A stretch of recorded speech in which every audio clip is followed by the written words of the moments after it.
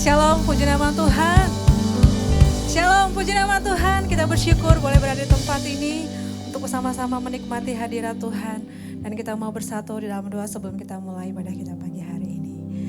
Tuhan Yesus, kami bersyukur untuk kasih setia-Mu, untuk kebaikan-Mu dalam hidup kami sepanjang minggu ini Tuhan. Kami kembali boleh berada di hadirat-Mu pagi hari ini. Kami mau menyatukan hati kami Tuhan Yesus untuk memuji meninggikan Engkau pagi hari ini. Dan kami percaya Tuhan hadir di tempat ini untuk siap melawat setiap hati kami Tuhan. Terima kasih Tuhan, kami serahkan seluruh rangkaian ibadah kami ke dalam tangan-Mu. Dari awal sampai akhirnya biar kiranya kemuliaan Tuhan memenuhi tempat ini. Terima kasih Tuhan Yesus. Dalam nama Yesus kami berdoa dan mengucap syukur. Haleluya. Amin. Mari sama-sama kita satukan hati kita untuk memuji menyembah Tuhan Yesus. Terima kasih buat kasih setia-Mu Tuhan. Sungguh kami bersyukur. Kami datang membawa seluruh hidup kami, membawa seluruh hati kami. Kami percaya kuasa-Mu Tuhan dicurahkan di tempat ini, bagi setiap kami.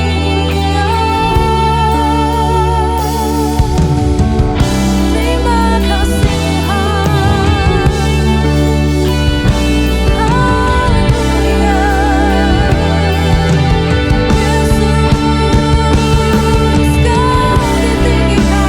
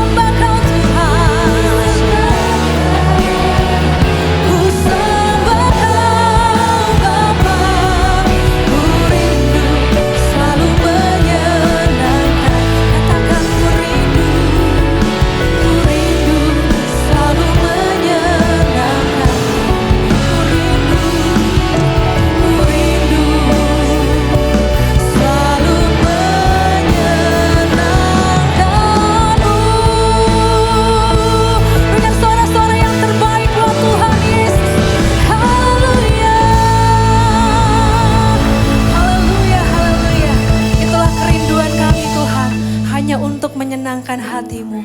Dan kami mau lebih lagi pada pagi hari ini bersorak-sorai, meninggikan, mengagungkan Yesus, Raja di atas segala raja. Jemaat Tuhan yang siap memuji Tuhan, sama-sama katakan amin. Berikan tepuk tangan yang dahsyat buat Tuhan kita. Haleluya. Boleh salam kiri kanan dibilang engkau diberkati hari ini. Yes, haleluya. Kami bersuka cita pada pagi hari ini Tuhan, karena melihat kemuliaan-Mu yang telah Kau nyatakan bagi setiap kami Yesus. Sebelum dunia ini ada, kuasa-Mu telah terbentuk. Katakan, sepanjang sejarah manusia tak ada yang sanggup menyangkali Kau Alfa Omega, Tuhanku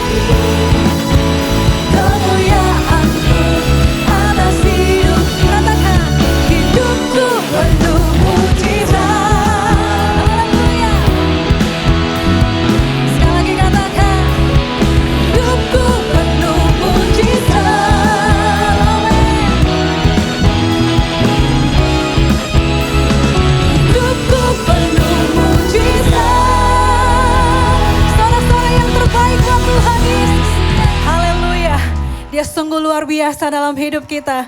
Dia memberikan kita hidup yang baru. Dan kita mau lebih lagi meninggikan Raja di atas segala raja yang percaya. Katakan amin.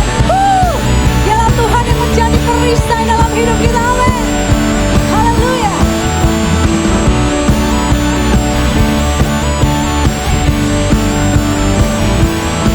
Sama-sama kita mau nyatakan.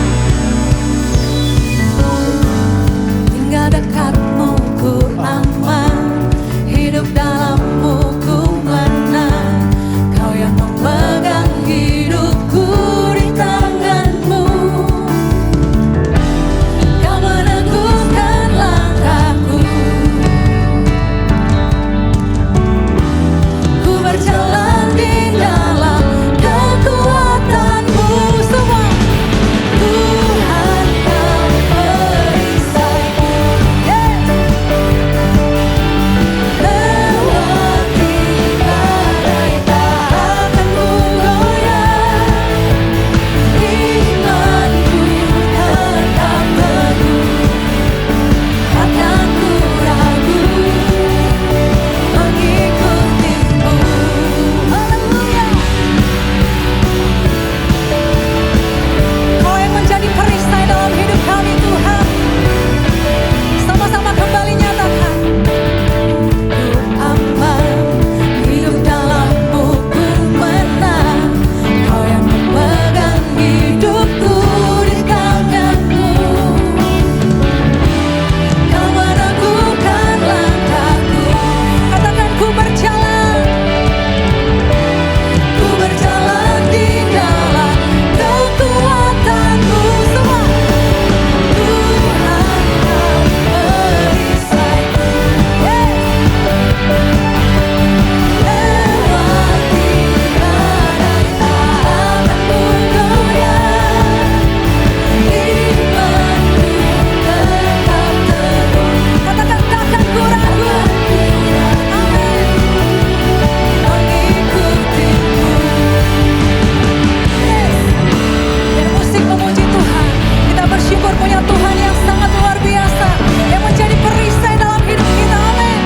Haleluya.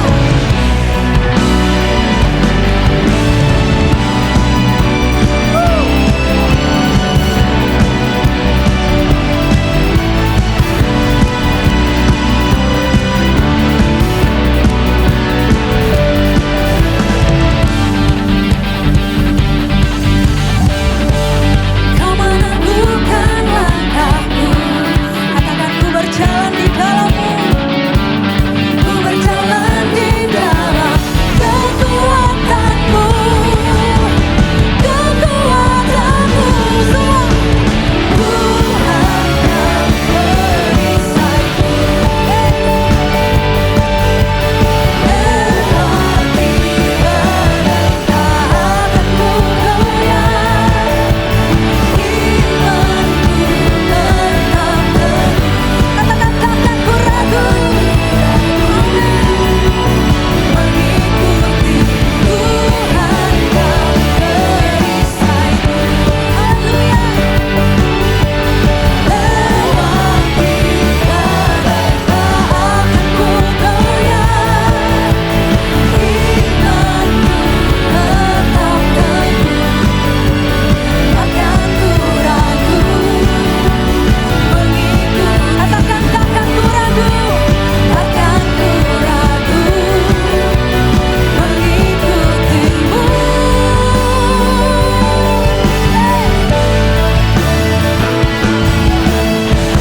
Sorak-sorak yang terbaik buat Tuhan Yesus. Haleluya. Silakan duduk sebagai saudara yang dikasihi Tuhan. Haleluya. Mari kita siapkan hati kita untuk kebenaran firman Tuhan. Engkaulah sumber jawaban hidup kami. Yesus yang kami percaya. Yesus yang kami sembah sampai hari ini. Kau Allah yang tidak pernah berubah dalam hidup kami. Iman kami mau terus teguh di dalam Engkau Yesus. Terima kasih Tuhan.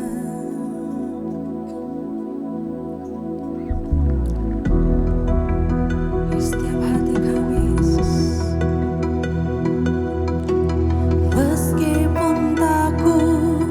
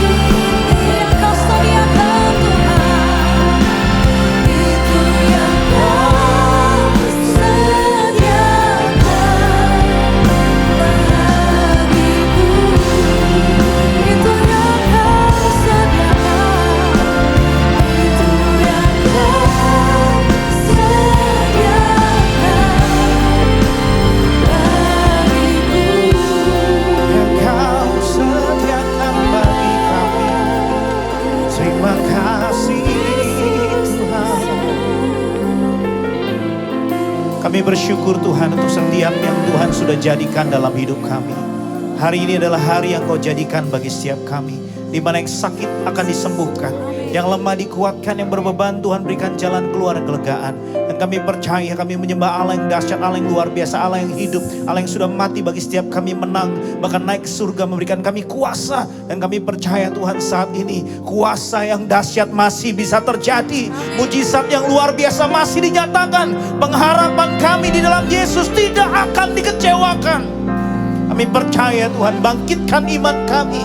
Bangkitkan iman dan kepercayaan kami lebih lagi di dalam Tuhan. Sebab kami tahu waktu kami diizinkan masih hidup, ada sesuatu yang dahsyat yang Tuhan mau percayakan dalam hidup kami. Ada perkara yang besar yang Tuhan mau nyatakan dalam hidup kami. Tuhan, biarkan tanah hati kami menjadi tanah yang subur, sehingga benih ilahi firman Tuhan boleh jatuh di sana, sehingga setiap kami boleh berakar, bertumbuh dan berbuah, dan hidup kami boleh maksimal bagi kerajaan surga. Tuhan, berikan kami roh hikmah dan pohon untuk mengenal Engkau dengan benar, sehingga menjadikan mata hati kami terang. Kami boleh mengerti pengharapan apa yang terkandung di dalam-Mu, dan kami orang percaya mengalami kuasa kedahsyatan Tuhan. Semua yang siap diperlengkapi dan siap dipakai Tuhan, katakan haleluya. Semua yang percaya katakan amin. Silakan duduk Bapak Ibu. Shalom. Saya Pendeta Sandi Nugroho, saya bersyukur untuk kebaikan Tuhan Bapak Ibu. Saat ini saya diizinkan melayani. Mungkin dulu pas masih kurus Bapak Ibu mengenal saya, mungkin ikut Tuhan memang mengembang ke kanan dan ke kiri Bapak Ibu ya. Dan saya dulu pernah ikut Idol Angkatan Regina dan Sean tahun 2012 dan bersyukur waktu ikut Indonesian Idol tidak menang Bapak Ibu. Mungkin ada yang tertawa tapi saya percaya anak Tuhan harus bersyukur dalam segala hal. Dan puji Tuhan saya pulang 8 besar dan saya bersyukur selesai Idol saya langsung sekolah Alkitab. Saat ini Tuhan izinkan ada 3 gereja yang kami layani atau gembalakan di Gunung Sahari, di Kapuk belakang Kampung Ambon persis, dan juga di Gading Serpong. Semua oleh karena kebaikan Tuhan. Nah Bapak Ibu, kita hari ini diberikan tema iman dan penderitaan. Sebenarnya kalau dibalik sih sebenarnya sudah ketemu jawaban. Di mana ada penderitaan, di situ ada iman. Di mana ada iman berarti siap menghadapi penderitaan. Sudah selesai Bapak Ibu. Saya nggak perlu khotbah lagi. Tapi saya percaya hari ini kita perlu belajar.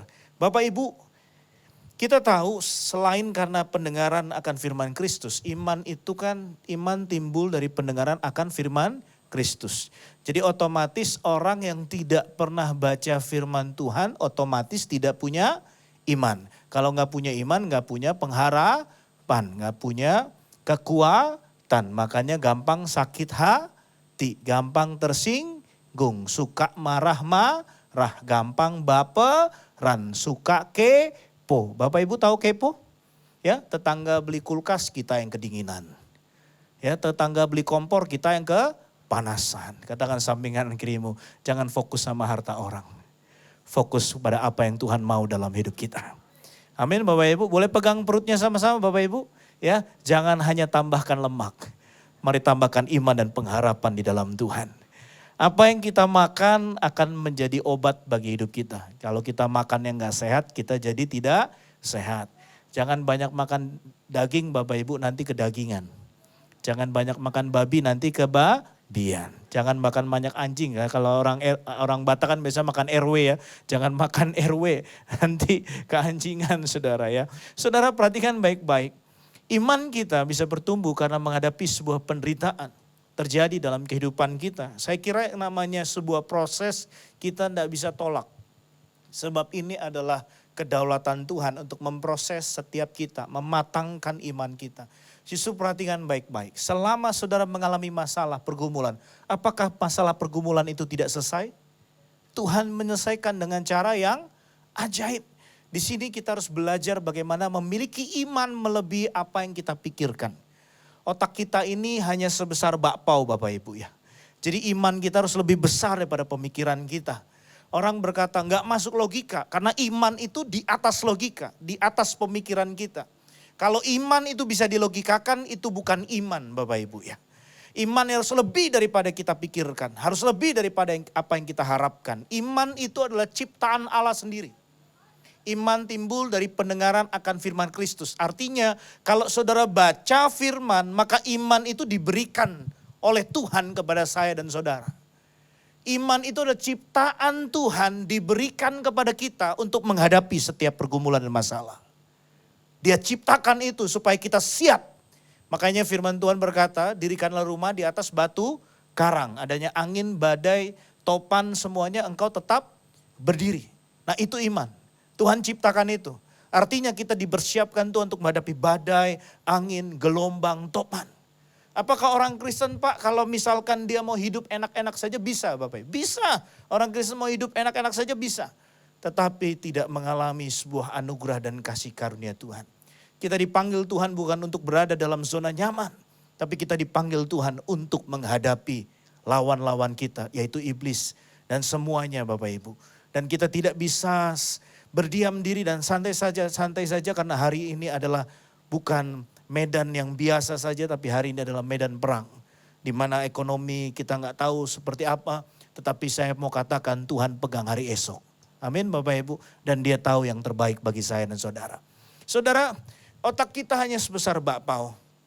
Kita boleh sekolah teologi S1, S2, S3. Samsung sekarang S berapa Bapak Ibu? Jadi masih jauh.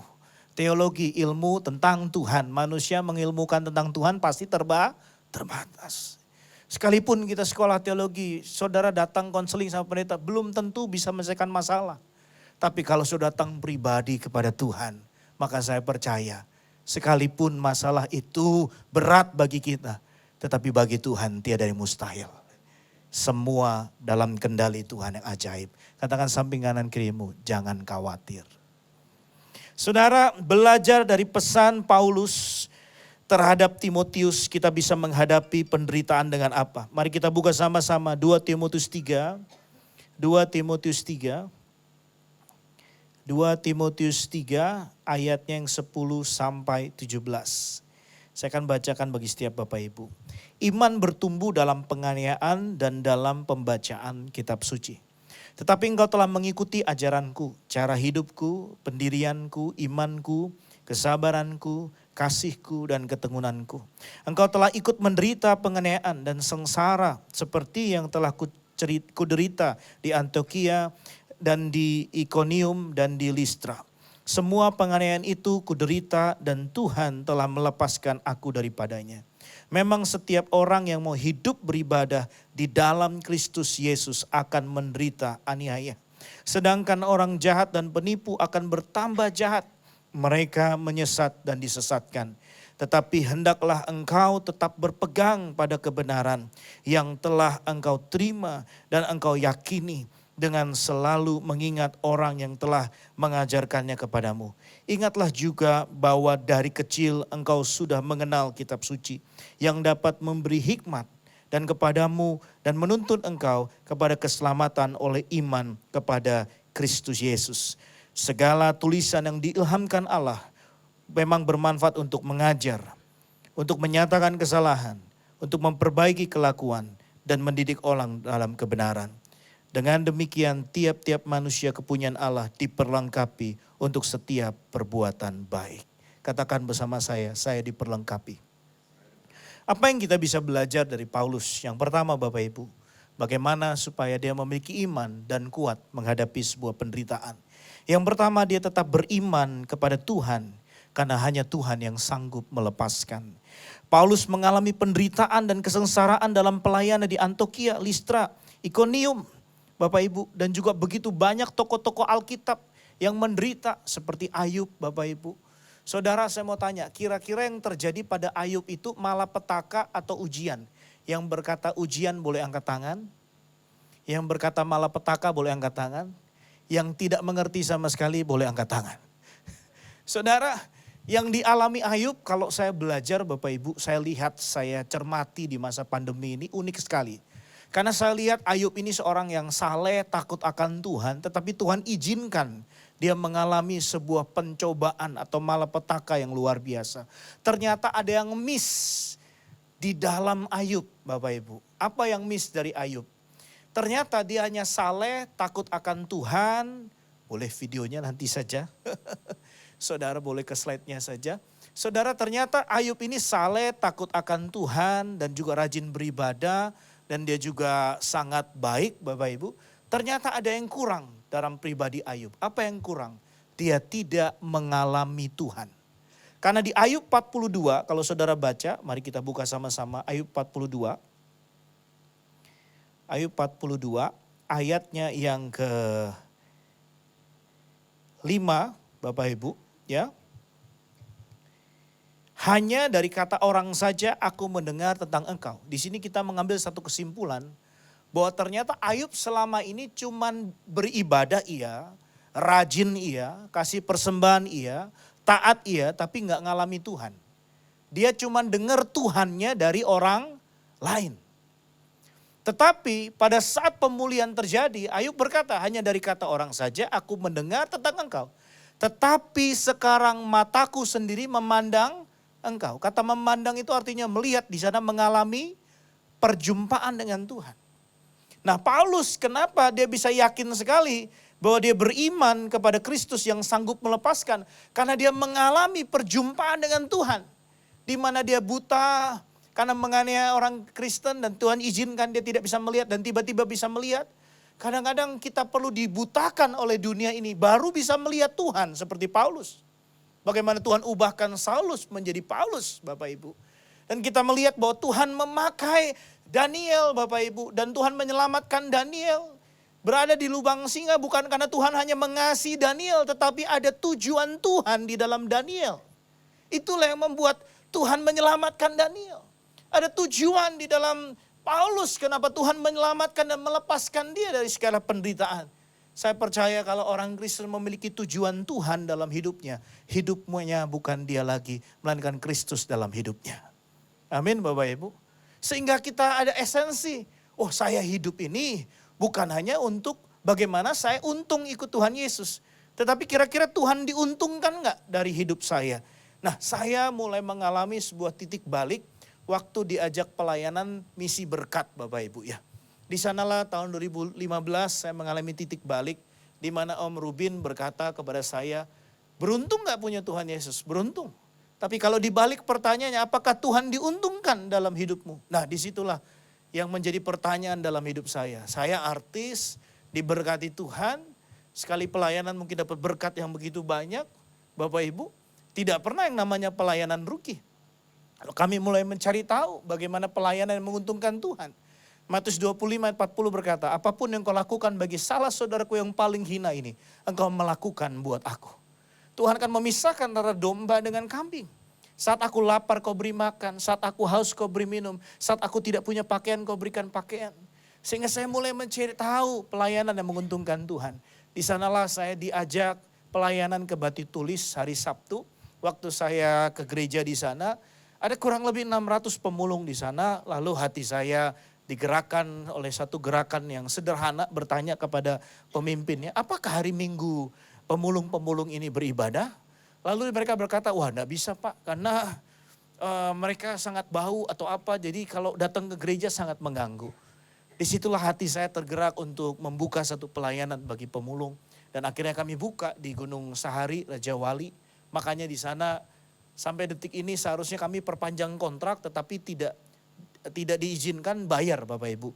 Jadi puji Tuhan beberapa tahun ini gratis Bapak Ibu ya. Seharusnya 1 bulan itu bayar 500.000 untuk sewa. Ruangan kurang lebih 120 orang, sewa hanya 500.000. Listriknya 500. Tapi tahun ini kami tidak ditagih-tagih dan kami sudah berkali-kali untuk perpanjang kontrak. Tidak diurus juga, jadi gratis Bapak Ibu puji Tuhan. Tapi kalaupun diizinkan berhenti pasti ada tempat yang baru Tuhan berikan. Katakan samping kanan kirimu, satu pintu tertutup Tuhan bukakan 1000 pintu yang lain. Amin Bapak Ibu. Anak Tuhan tuh kalau ditutup sukacita. Kenapa? Karena ada tempat yang baru yang Tuhan berikan. Boleh videonya ditampilkan?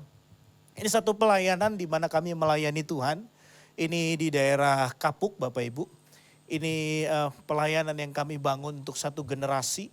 Mereka ada di belakang kampung Ambon Bapak Ibu.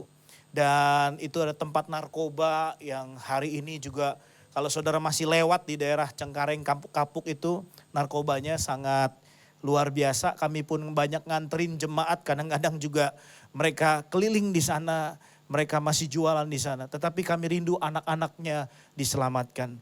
Dan ratusan anak ini bukan dari Kristen, tapi mereka ikut sekolah minggu.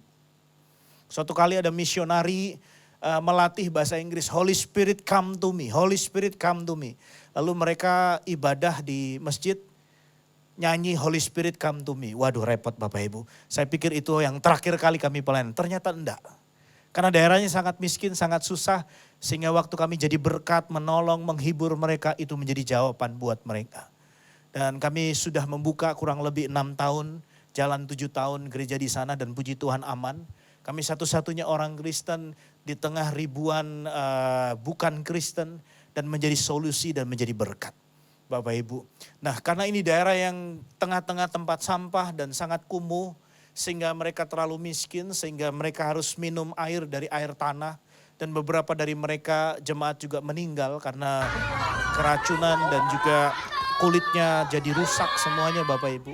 Dan di sini kami sedang berjuang untuk memberikan depo air dari Tuhan. Hanya bayar Rp2.000 bisa minum air sehat atau air minum 20 liter seperti itu. Kami berjuang.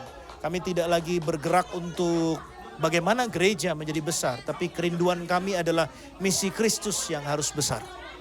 Kalau gereja itu kan panggilannya usahakanlah kesejahteraan kota. Karena kesejahteraan kota itu adalah kesejahteraanmu. Jadi kalau gereja mensejahterakan kota atau gereja menjadi solusi, gereja tidak akan diresolusi. Amin Bapak Ibu. Kenapa banyak gereja diresolusi? Simple. Karena dia tidak menjadi solusi. Makanya diresolusi. Dan kerinduan kami orang gak panggil, wah ini gak layak tempatnya segala macam. Gak layak disebut gereja, gak masalah gak layak. Tapi panggilan kami Matius 28. Jadikanlah seluruh bangsa muridku. Amin Bapak Ibu. Dan saya percaya kalau kita fokus jadi berkat di tempat-tempat yang sulit, tempat-tempat yang membutuhkan. Saya kira ini bukan hal yang mudah untuk masuk, berkenalan dengan mereka, berjejaring dengan mereka, menjadi berkat buat mereka. Ada 1000 kakak yang kami beri makan Bapak Ibu tiap bulan selama 5 tahun. 5 tahun orang berkata kepada saya, Pak Sandi apa untungnya melayani seperti ini? Dan Roh Kudus gerakan hati saya, kita kalau pelayanan masih transaksional kayak pedagang, kayak bisnis. Ya kita tidak bisa dipakai sama Tuhan. Melayani itu bukan daging kita yang untung.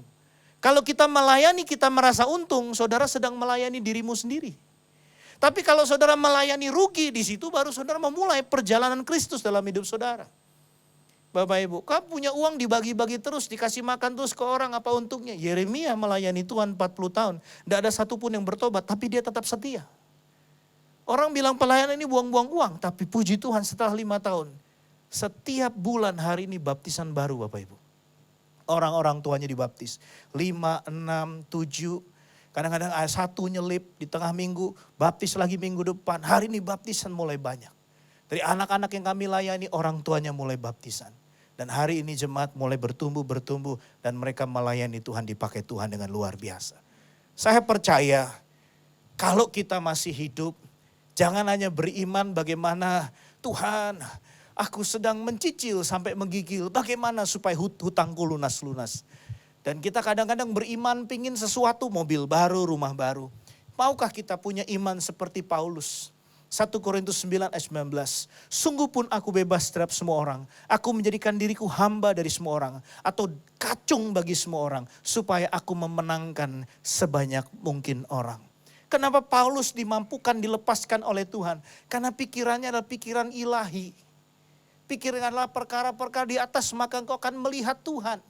Hari ini dunia rasanya lebih besar dalam hidup kita. Sehingga melingkupi diri kita. Sehingga kita gak pernah keluar out from the box. Gak pernah bagaimana ya supaya kita jadi terang, jadi garam. Bukankah Yesus dengan sengaja dia lahir di dunia ini, sengaja memberikan nyawanya, sengaja. Dan saya percaya gereja Tuhan harus sengaja untuk menjadi berkat, menolong sesama dan mensejahterakan kota. Atau menjadi rumah roti atau Bethlehem, menjadi roti kehidupan bagi banyak orang.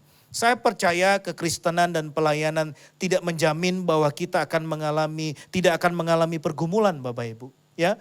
Jadi kalau kita sudah Kristen melayani Tuhan, apakah melayani seperti Pak Sandi tidak mengalami pergumulan? Banyak Bapak Ibu.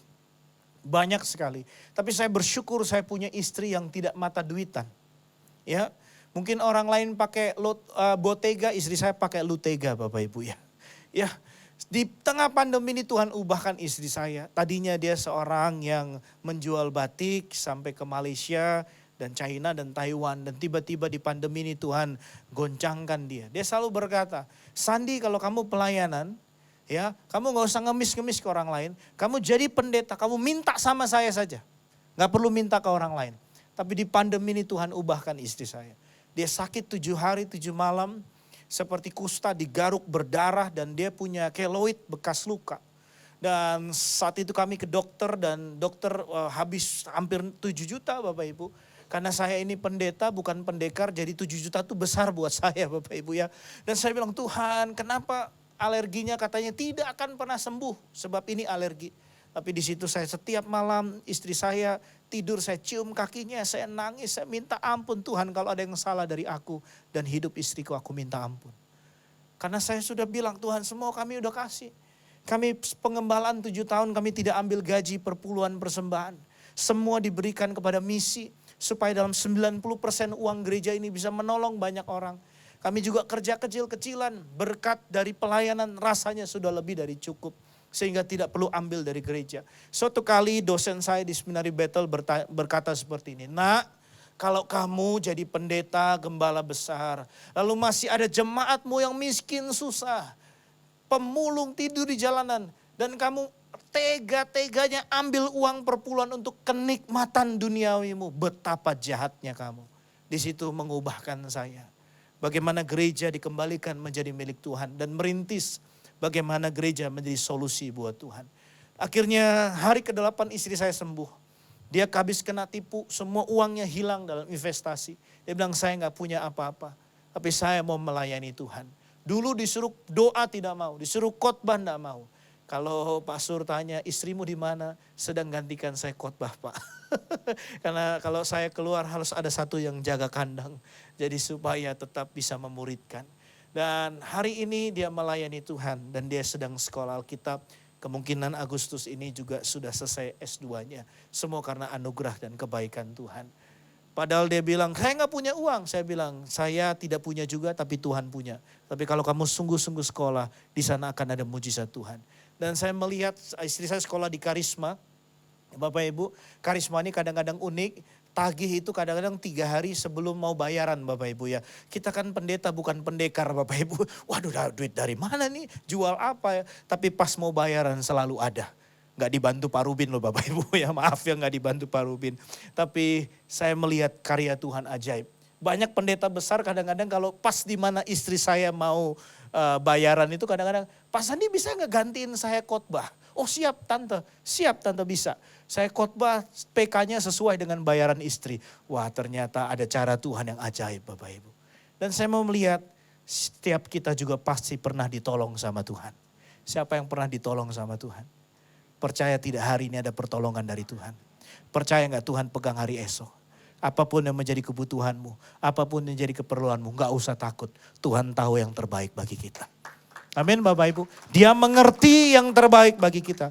Dia tahu cara-cara yang terbaik bagi setiap kita. Kalau kita bisa merendahkan diri, sujud di hadapan Tuhan. Minta ampun, minta belas kasihan, minta kesempatan kedua sama Tuhan. Saya percaya Tuhan mampu pulihkan dari yang tidak ada menjadi ada. Saudara, saya percaya Paulus ini mengalami Tuhan, makanya tidak pernah takut. Perjalanannya penuh dengan kasih karunia dari Tuhan, sekalipun banyak penderitaan. Apa yang dialami Paulus itu memberi penegasan kepada kita. Namun ada satu hal yang pasti terjadi, Tuhan sanggup melepaskan, menolong kita dari keadaan apapun yang menimpa kita. Boleh pemain keyboard bantu saya? Saudara, saya percaya waktu kita memiliki pergumulan hidup, tetapi kita harus tetap mau menjadi berkat. Boleh kasih senyum kanan kiri, katakan mumpung masih hidup. Ada kesempatan buat jadi berkat. Saudara mungkin ini ada Bu Lucy, ini teman saya, kita sering misi sama-sama. Dia mungkin ngomong, San kok kamu getol banget. Getol tuh bahasa Ibrani Bapak Ibu ya. Kok ngoyo banget gitu ya, misi gitu. Karena kan kita gak tahu kapan dipanggil oleh Bapa. Bukankah berkali-kali Om Rubin mengingatkan, apakah kalau Tuhan ketemu dengan kita muka dengan muka, apakah Yesus tersenyum dalam hidup kita selama kita masih di dunia ini? Ada yang bisa kita kerjakan di dunia ini. Maukah kau jadi berkat buat orang-orang di sekitarmu? Maukah kau menolong banyak orang? Kami membuka gereja 24 jam untuk memberi makan orang miskin, menolong mereka. Jemaat-jemaat yang susah, gak punya apa-apa, silakan datang ke gereja. Orang berkata, Pak nanti manja. Saya bilang, orang yang miskin pasti minta tolong. Kalau dia benar-benar miskin, dia pasti minta tolong. Karena di Jakarta ini orang sudah tidak lagi punya harga diri atau apapun Bapak Ibu. Kalau dia susah, dia harus tahu gereja mengasihi dia. Dan tujuan gereja adalah mensejahterakan atau menjadi rumah roti. Bapak Ibu, yang kedua saya lihat Paulus tetap berpegang kepada kebenaran.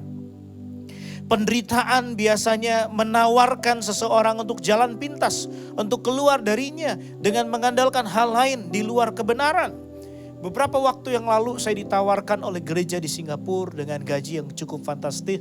Dalam 1 bulan kurang lebih 30-50 juta untuk berpindah membangun perintisan di Singapura. Tetapi hati saya untuk pelayanan di Jakarta, saya bilang belum ada yang siap 100% untuk melepaskan. Dan kalau saya pergi ke Singapura hanya untuk sebuah uang, saya kira itu bukan pelayanan. Toh di Jakarta sudah pelayanan tidak perlu digaji, Tuhan pun pelihara. Tuhan pun berkati. Sehingga pelayanan yang seperti itu rasanya tidak perlu. Sehingga kami bangun networking untuk sama-sama ke depan membangun sekolah. Bagaimana orang-orang susah. Di daerah kami di Kabun Sayur Kapuk Bapak Ibu. Itu umur 12-13 tahun sudah menikah Bapak Ibu ya. Umur 18 anaknya sudah 3 Bapak Ibu ya. Luar biasa. Jadi kalau pergi pelayanan ke sana anaknya 5, 6, 7 bukan tidak ada hiburan. Memang mereka cetak terus Bapak Ibu ya. Dan di gereja kami juga banyak transgender orang-orang tua Bapak Ibu. Suatu kali ada pendeta datang beribadah. Waduh San, kalau gerejamu isinya yang begini bagaimana yang diberkati mau? Kamu harus pisahkan antara orang-orang yang transgender, pemulung dengan orang-orang yang diberkati. Tapi hati saya rasanya tidak enak. Rasanya surga tidak dipisahkan antara miskin dan kaya. Saudara, ini adalah satu kebenaran. Bagaimana kita harus belajar gereja kalau tidak terbuka dalam keuangan akan ditinggalkan anak muda di masa depan. Gereja harus benar dalam keuangan, harus transparansi, harus jujur, baru diberkati oleh Tuhan. Karena saya percaya Bapak Ibu, waktu gereja itu benar menjadi berkat, gereja itu tidak akan pernah kekurangan. Justru di pandemi Bapak Ibu, Tuhan izinkan kami membeli tanah untuk panti jompo di Parung Panjang. Dan kami sedang membangun gereja keempat. Orang berkata Jawa Barat sulit. Memang sulit kan, di kampung itu hanya kami. Tetapi kami tidak bangun gereja, kami bangun panti jompo. Kerinduan kami yang penting hari Minggu orang-orang tua yang ada di jalan itu bisa ditampung di sana dan bisa beribadah. Gak perlu izin gerejanya, tapi yang penting panti jomponya diizinkan dan boleh ibadah hari Minggu. Namanya juga Jawa Barat Bapak Ibu, kita perlu berhikmat. Esensinya kan yang penting boleh ibadah. Ustadz, semuanya pesantren sudah oke. Dan kita sudah berjalan 3 tahun ini, tidak ada masalah. Banyak orang pelayanan di jalan mengalami banyak masalah. Kenapa? Karena motivasinya tidak benar. Dia pingin viral Bapak Ibu. Dia pingin tunjukkan bahwa pelayanan lebih hebat. Kita ini kan hamba, hanya kacungnya Tuhan. Melayani hanya menguntungkan Tuhan. Kalau kita pelayanan pingin terkenal, takutnya Tuhan tidak kenal Bapak Ibu. Lebih baik pelayanan tidak terkenal tapi dikenal sama Tuhan. Saya artis dulunya, terkenal itu wajar. Tapi hari ini aneh kalau pendeta mau terkenal Bapak Ibu ya. Namanya melayani misi ya nggak branded lah. Tapi hari ini saya bingung pendeta pakai branded semua Bapak Ibu yang mahal-mahal. Kalau saya dikasih itu, orang kasih saya Hyundai X1 terbaru saya jual buat pembangunan panti jompo. Mereka bilang, Pak gimana sih Pak dibeliin mobil masa dijual? Nggak masalah. Karena adanya mobil ya saya jual. Daripada saya harus ngemis dan minta ke orang lain. Bapak Ibu saya percaya kebenaran di dalam hati kita, motivasi yang benar itu akan membuat saudara dipelihara Tuhan dengan luar biasa. Saudara Paulus dipakai Tuhan, kenapa? Karena dia tahu Bapak Ibu, jika kebenaran dari Tuhan betul-betul dipegang dan diyakini, tidak ada sesuatu pun yang dapat menggoyahkannya. Paulus murni dalam pelayanan, gak ada menguntungkan dirinya. Dia melatih tubuhnya supaya saat memberitakan Injil tidak tertolak, tidak menjadi batu sandungan. Jangan kita makin melayani makin egois, makin memikirkan diri sendiri. Wah saya kalau gak ada saya gereja gak berkembang, gak ada apa. Hati-hati Bapak Ibu. Di akhir zaman ini kalau saudara tidak bisa merendahkan diri, tidak ada yang ditambahkan oleh Tuhan. Kalau saudara tidak bisa merendahkan diri, tidak bisa ditambahkan sesuatu sama Tuhan. If you can throw all the bad thing in your life, you can receive all the good thing from God. Saudara berani buang semua yang buruk dalam hidupmu, yang baik dari Tuhan berikan dalam hidup kita. Itu yang benar Bapak Ibu. Ya, saya percaya mau miskin mau kaya kita layani. Yang penting imani seperti apa yang Paulus katakan, sebanyak mungkin memenangkan banyak orang. Amin Bapak Ibu.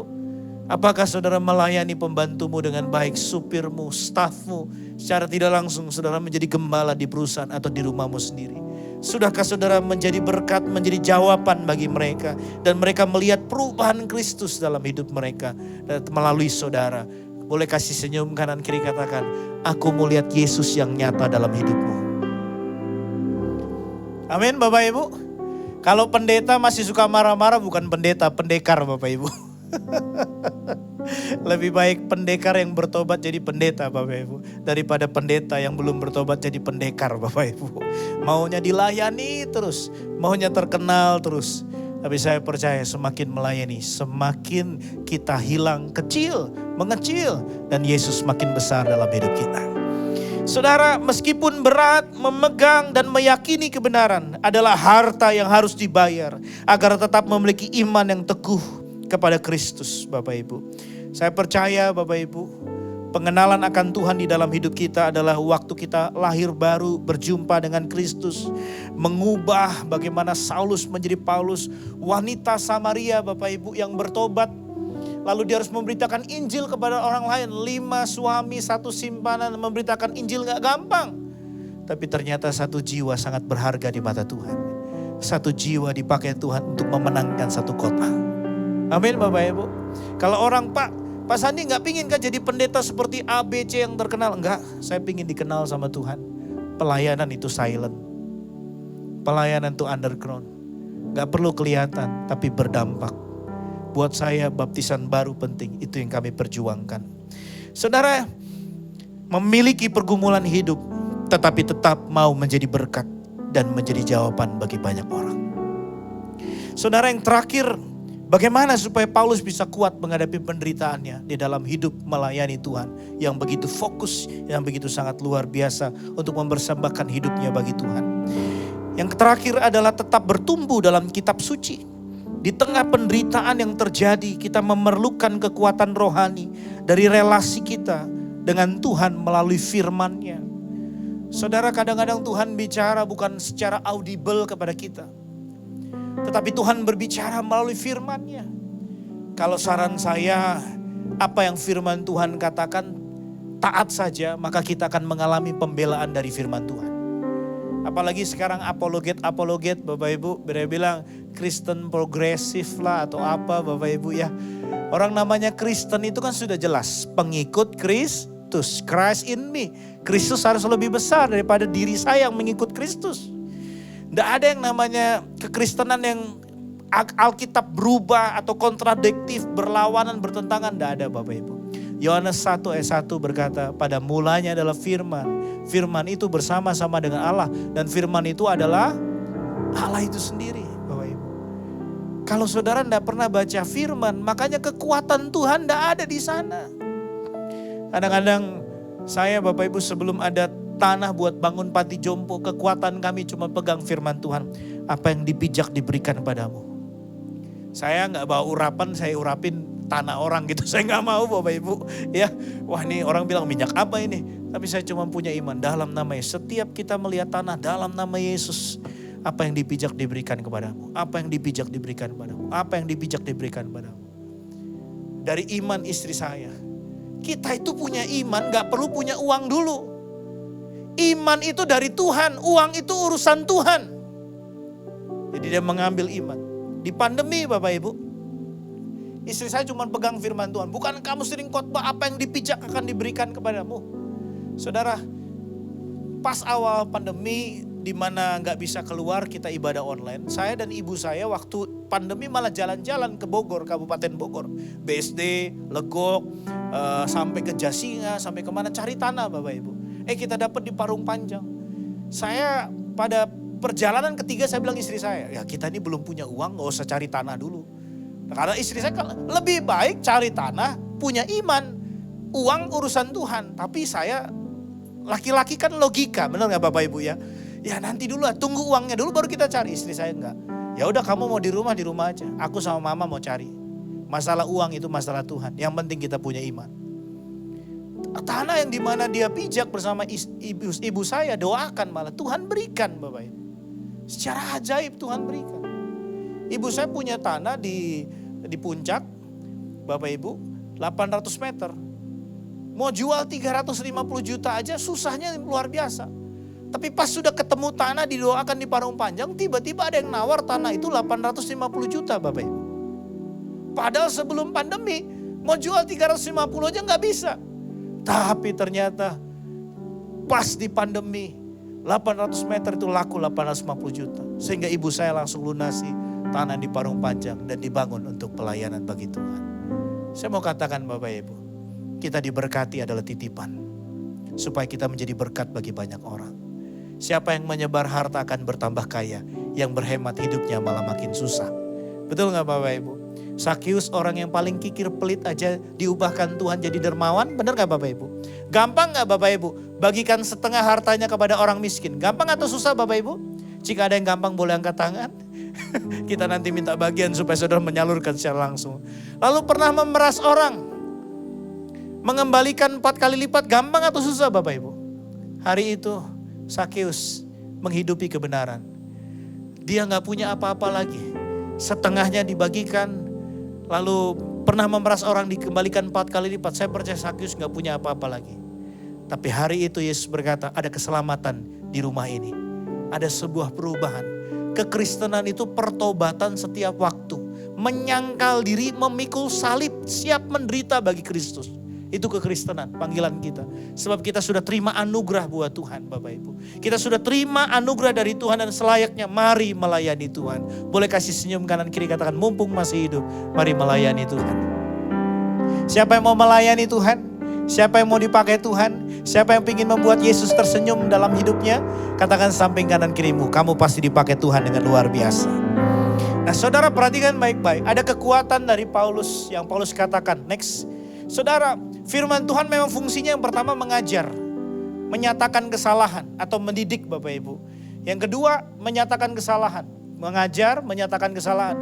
Kalau Bapak Ibu dinyatakan kesalahannya dan Bapak Ibu tidak pernah keluar dari kesalahan ini, maka Bapak Ibu gak pernah akan next level. Kita tahu bahwa hati kita ada tempat di mana Tuhan tinggal. Jadi kalau saudara gak bereskan hati saudara, maka Tuhan gak bisa tinggal di sana. Makanya saya katakan kalau saudara gak buang semua yang buruk dalam hidupmu, bagaimana yang baik Tuhan bisa nyatakan dalam hidup kita. Kita mesti berani buang semua yang buruk, karakter yang buruk, egois. Makin melayani jangan semakin egois, makin melayani makin rendah hati Bapak Ibu.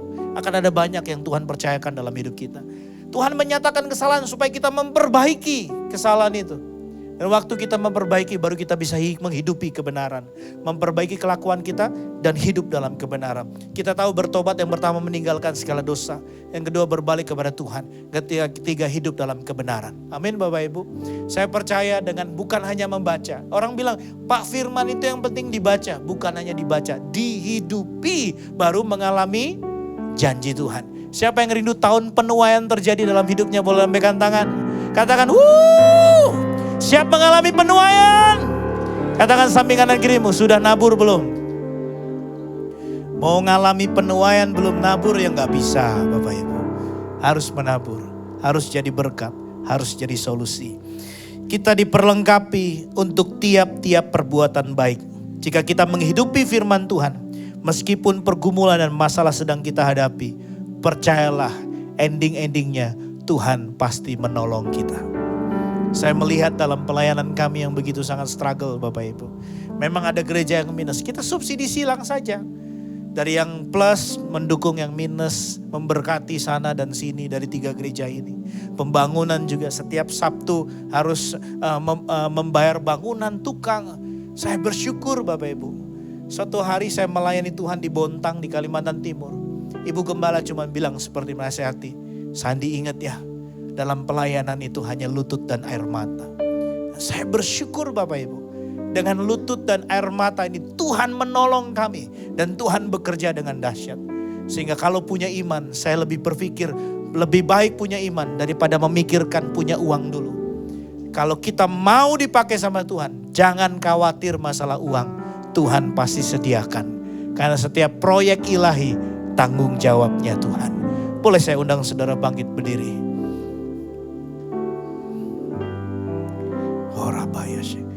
Ku tahu hidupku adalah penyembahan. Kau ciptakan kami Tuhan. Kau ciptakanku dalam kemuliaan-Mu. Oh, ku tahu hidupku berharga, berharga di mata-Mu.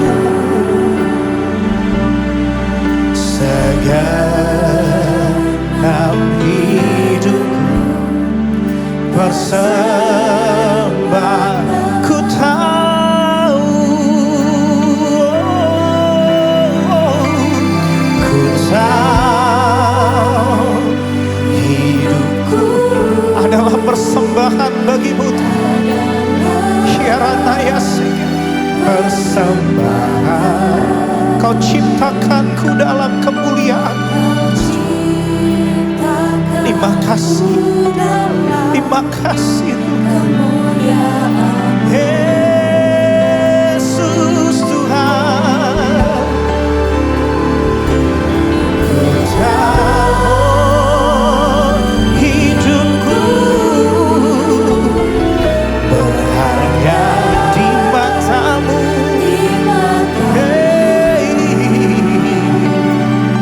Segenap hidupku bersembahkan. Bapak Ibu, waktu saya melihat firman Tuhan dan firman Tuhan berkata, ada seorang pengemis di depan rumahnya, ada seorang kaya pria dalam kemewahan. Singkat cerita, orang kaya ini mati masuk neraka dan pengemis ini mati masuk surga. Dan orang kaya ini berteriak kepada pengemis itu. Dia teriak, namanya siapa? Lazarus. Ada hamba Tuhan berkata, guru teologi berkata, itu kan karena dia tidak menghidupi hukum Musa, makanya masuk neraka. Hukum Musa gak nyelamatin saudara mati masuk surga. Hanya Yesus yang membuat kita mati masuk surga. Gak ada yang lain. Sekali Yesus tetap Yesus. Tetapi orang kaya ini kenal nama pengemis itu. Dia kaya, dia pasti sibuk, dia gak punya waktu. Tapi dia punya staff buat kasih makan pengemis ini, buat tolong mereka, buat jadi berkat buat mereka. Kita mesti menyadari bahwa akhir zaman sudah dekat, kedatangan Tuhan sudah dekat. Harus ada sesuatu yang kita lakukan. Jangan tunggu gereja bergerak, kita jadi gereja Tuhan yang hidup. You are the human church community. Saudara adalah gerejanya Tuhan. Kamu harus jadi berkat, harus memuliakan Tuhan. Kalau saya nyanyi lagu ini, saya nangis Bapak Ibu. Hidup kita ini persembahan buat Tuhan. Betapa egoisnya kita cuma mikirin diri kita sendiri, cuma buat diri kita. Kita gak pernah mikirin bagaimana orang lain mengalami Tuhan dalam hidup saya. Bagaimana terang saya dirasakan orang lain. Bagaimana garam saya dinikmati oleh orang lain Bapak Ibu. Maukah saudara hidup sungguh-sungguh menguntungkan Tuhan. Tuhan pakai aku. Sekalipun aku gak punya apa-apa, tapi aku punya hati buat berdoa. Kalau Tuhan memberkati aku mau jadi berkat. Mumpung masih hidup, aku memberikan hidupku yang terbaik bagi Tuhan. Adakah di sini yang punya hati, Tuhan pakai aku, ini aku, pakai aku untuk hidup menguntungkan kerajaan-Mu. Jika itu hatimu, taruh tangan kananmu di dadamu. Taruh tangan kananmu di dadamu. Tuhan, Kau lihat setiap kami Tuhan. Kami adalah gereja Tuhan yang hidup. Kami punya kesempatan buat jadi berkat. Kami gak mau nunggu. Sebab Yesus dengan sengaja menyelamatkan kami, mati buat kami, bangkit, naik ke surga. Dan kami pun juga mau dengan sengaja untuk menolong orang lain, melatih hati kami buat jadi berkat buat orang lain. Karena kami sadar berkat yang ada dalam hidup kami adalah titipan Tuhan. Sehingga kami percaya semakin jadi berkat tidak akan ada kekurangan. Justru Tuhan akan mempercayai percaya akan lebih dahsyat lagi. Percayalah berkat kalau numpang lewatnya banyak dari Tuhan Bapak Ibu. Saya banyak ngalami ratusan juta, puluhan juta orang memberkati saya. Tapi saya izinkan itu numpang lewat. Untuk pembangunan, nolong jemaat, kasih makan sembako. Untuk misi, untuk gereja Bapak Ibu. Kalau saudara berhenti hari itu di kantong saudara, maka lewatnya cuma sekali. Tapi kalau saudara mau dipakai Tuhan, izinkan berkat numpang lewat. Maka numpang lewat itu tidak akan pernah berhenti dalam hidupmu.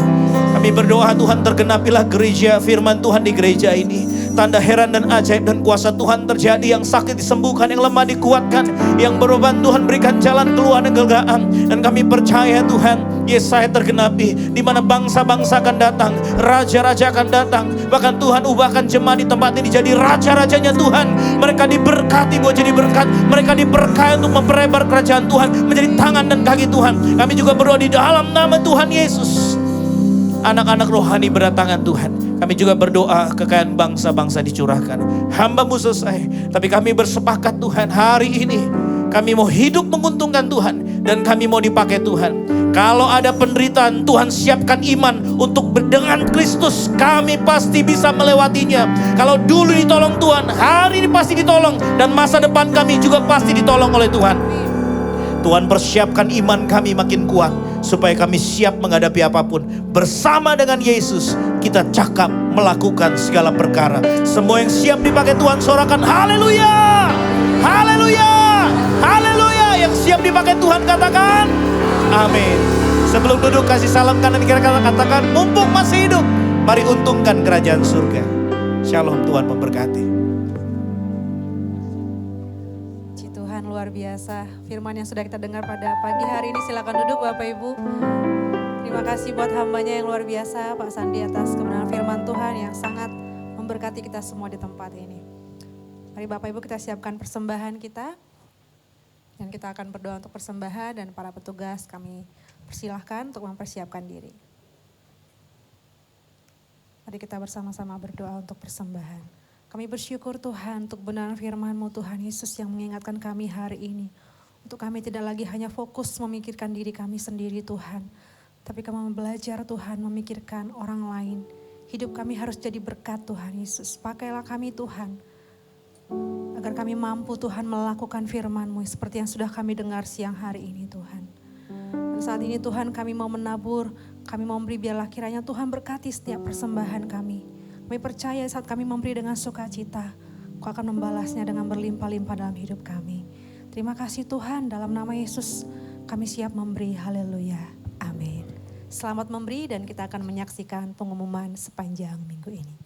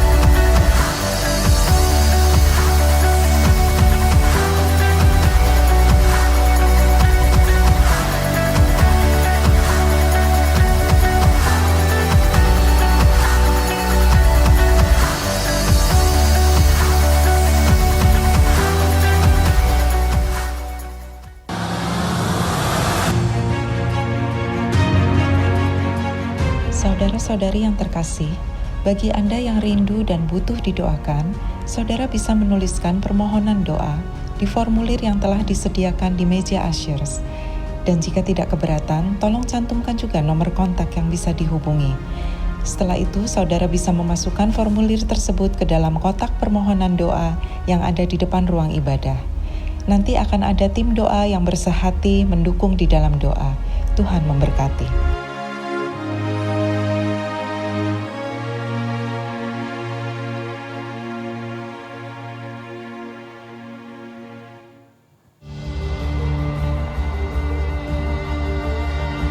Shalom saudara sekalian, salah satu menu favorit di restoran Jepang adalah ikan salmon yang fresh. Tetapi seringkali ketika nelayan itu menangkap ikan salmon dan menaruhnya dalam sebuah bak yang besar, ikan itu sudah mati sebelum sampai ke daratan. Sampai satu kali seorang nelayan mendapatkan ide. Di bak besar itu dia kemudian masukkan juga 2 piranha kecil yang mengejar-ngejar ikan salmon ingin menggigit atau memakannya. Ikan salmon itu berenang ke sana kemari karena tidak mau digigit oleh piranha kecil. Dan karena ada piranha kecil, akhirnya sampai di daratan, ikan salmon tidak mati, tapi masih fresh. Nah saudara-saudara, dalam kehidupan kita, seringkali kenyamanan hidup membuat kita mati secara rohani. Tetapi persoalan, penderitaan, masalah bagikan piranha kecil yang mengejar-ngejar hidup kita. Lalu kita bergantung kepada Tuhan, berdoa, mohon kemurahan hati Tuhan. Sehingga kita menjadi orang yang kuat, perkasa di dalam diri. Itu sebabnya jangan selalu pandang remeh penderitaan. Karena di balik penderitaan ada kuasa Allah yang akan dinyatakan dalam hidup saudara. Percayalah, Tuhan selalu beserta saudara. Bahkan di dalam persoalan yang sebesar apapun. Tuhan Yesus memberkati. Amin, puji Tuhan. Bapak Ibu, sebelum kita akhiri ibadah kita, kami ingin menyapa jika ada di antara kita yang baru pertama hadir. Kalau tidak keberatan boleh melambaikan tangannya, kami ingin mengenal saudara. Ya, tidak ada. Kita semua adalah jemaat Tuhan yang terus memiliki tugas untuk membawa jiwa-jiwa buat Tuhan. Amin. Mari sama-sama kita bangkit berdiri dan kita akan doa syafaat bersama. Oh maaf, ada tambahan. Teman-teman, mungkin duduk dulu sebentar ya. Tadi saya ngomong sama Sandi, San nyanyi dong satu lagu. Ya, jadi kita mau dengarkan Sandi menaikkan satu pujian. Tapi saudara, kita melihat ya, Sandi di dalam pelayanannya sangat luar biasa. Ya. Kita sudah mengenal beliau, saling mengenal mungkin beberapa tahun yang lalu. Tapi banyak perubahan saya lihat di dalam kehidupannya. Dan biar itu menginspirasi juga saudara dan saya. Moto yang dari dulu sampai sekarang. Mumpung masih hidup, ya. Mumpung masih hidup, mari kita jadi berkat bagi banyak orang. Ada teman saya kantor yang hari ini juga hadir. Ya. Saya bersyukur dia boleh hadir dan kita boleh ada di rumah Tuhan pada hari ini. Jadi saudara, sebelum kita pulang, sebelum kita berdoa syafaat, saya persilahkan Sandi untuk menaikkan satu pujian buat kita semua. Haleluya. C. Memang kalau penyanyi ditodong terus. Siap menari buat Tuhan? Saudara, kita kan mau pulang jadi pulang dengan sukacita. Boleh kita bangkit berdiri minta maaf Bapak Ibu ya. Siap buat Tuhan? Sungguh telah hidupku telah ditebus oleh kuasa darah yang kudus. Sekarang hidupku bukan milikku lagi. Apapun yang Tuhan mau inginkan, asik.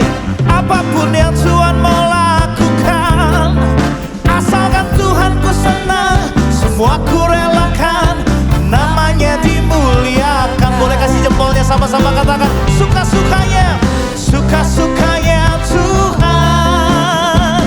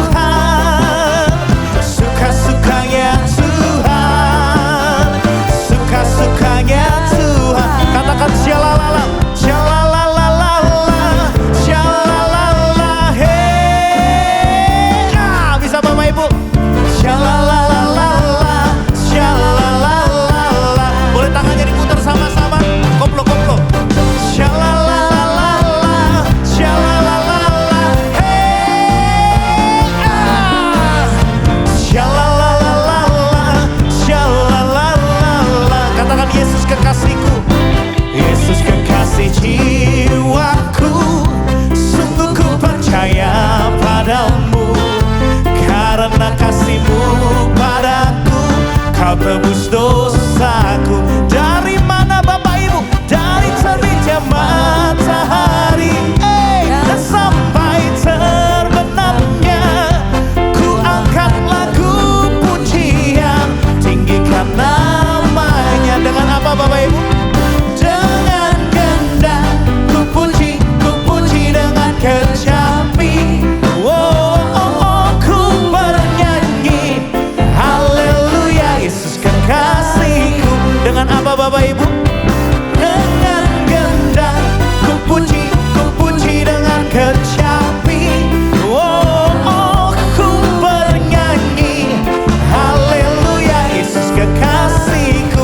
Terus sekali lagi kita syalalala, kita putar tangan kita Bapak Ibu. Syalalala, syalalala, syalalala,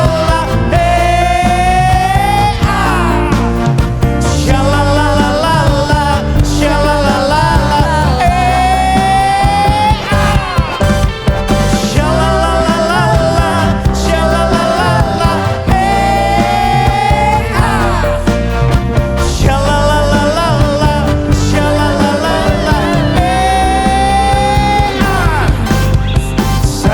sayang disayang, aku disayang Tuhan, aku diangkat jadi anaknya, aku disayang Tuhan. Katakan sayang,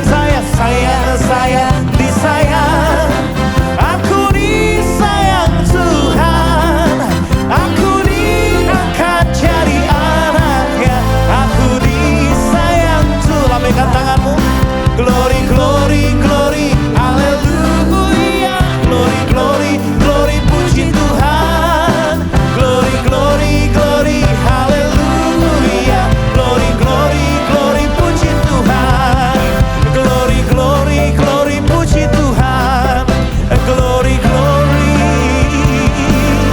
Sebentar, saya dengar orang Kedoya ini nyanyi dangdutnya bagus-bagus Bapak Ibu. Bisa sama-sama glory, glory. Kayak orang India goyang-goyang gak apa-apa Bapak Ibu.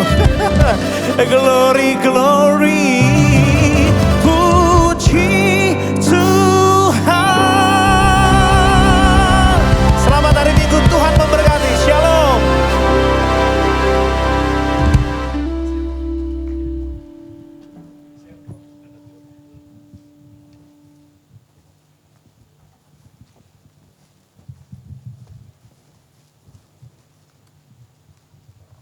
Terima kasih Pak Sandi yang menggugah kita untuk semuanya bersukacita pada pagi hari ini. Mari kita berdoa bersama. Segala puji dan segala hormat hanya bagi Engkau ya Tuhan.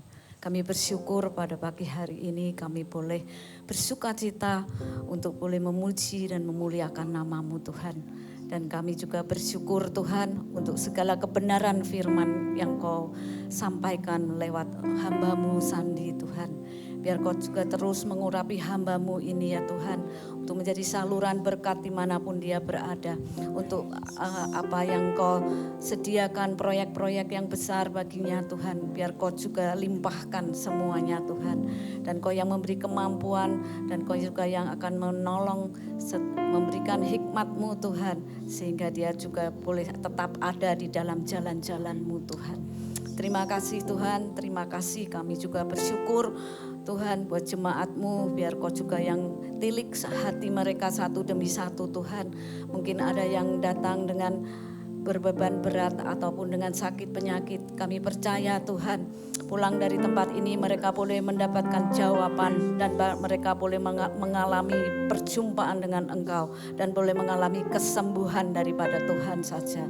Terima kasih ya Tuhan, kami juga berdoa Tuhan buat pemimpin-pemimpin rohani kami, biar Kau juga berkati Tuhan dimanapun berada, baik Pak Julius Tuhan dan Ibu, kiranya Engkau juga terus topang dia Tuhan di masa tua mereka, beri kesehatan dan terus Tuhan Kau yang memberikan pertolongan di dalam kelemahan tubuhnya. Berkati juga Pak Rubin dan Bu Lena Tuhan yang sedang ada di Amerika, biar Kau juga berkati Tuhan apapun yang meetingkan atau apapun juga yang dikerjakan Tuhan, semuanya dalam pimpinan-Mu Tuhan.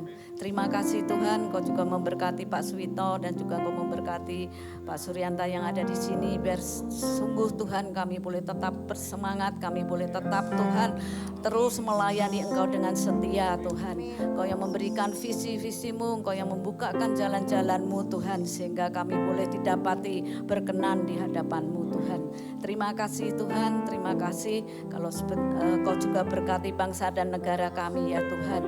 Untuk apa yang masih ada agenda-agenda yang ada dari pemerintahan Pak Jokowi, biar Kau juga mampukan ya Tuhan untuk bisa menyelesaikannya. Terima kasih Tuhan, terima kasih kalau sebentar kami akan pulang Tuhan, biar kami boleh pulang dengan berkat yang datang Tuhan. Biar Kau yang kedangkan tangan-Mu saja. Di dalam nama Yesus kami berdoa.